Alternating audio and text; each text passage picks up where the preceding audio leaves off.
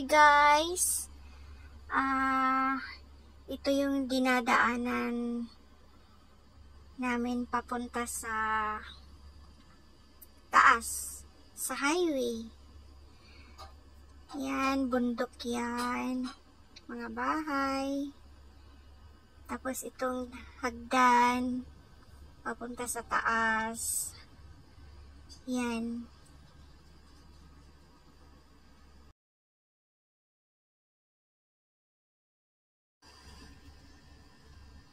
Yan, maliit na daanan.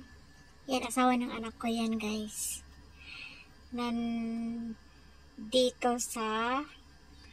Dito sila nakatira sa Baguio. The city girl, nakatira na ngayon sa mountain. Yan, may mga daanan dito na mga hagdan-hagdan. Papunta doon sa highway. Lakad pa tayo guys. Itutur ko kayo sa dinadaanan nila. Ito yung daanan nila kapag pupunta sila ng city or pupunta sa taas, sa highway.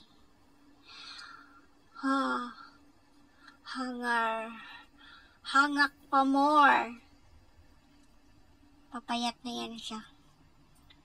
Araw-araw siya dyan magdaan. Kung araw-araw siya dyan magdaan, panigurado. Papayat yan siya.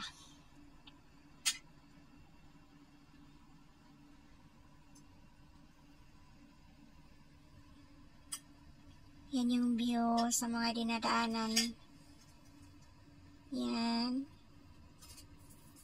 Buti na lang talaga yung daanan nila is ganyan, simento na ginawang parang hagdan.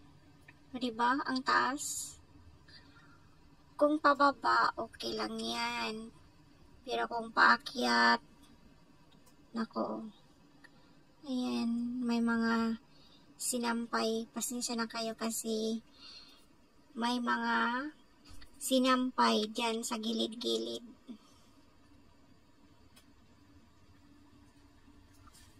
Oh, diba? Ang ganda ng view. Oh. Tapos, dadaan tayo sa kabahayan.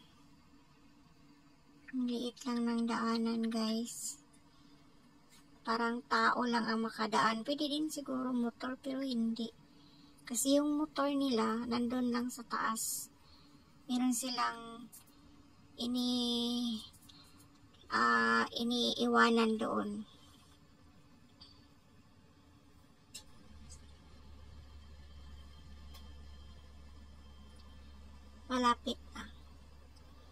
Malapit na tayong makarating sa taas. Diba? Ang ganda ng mga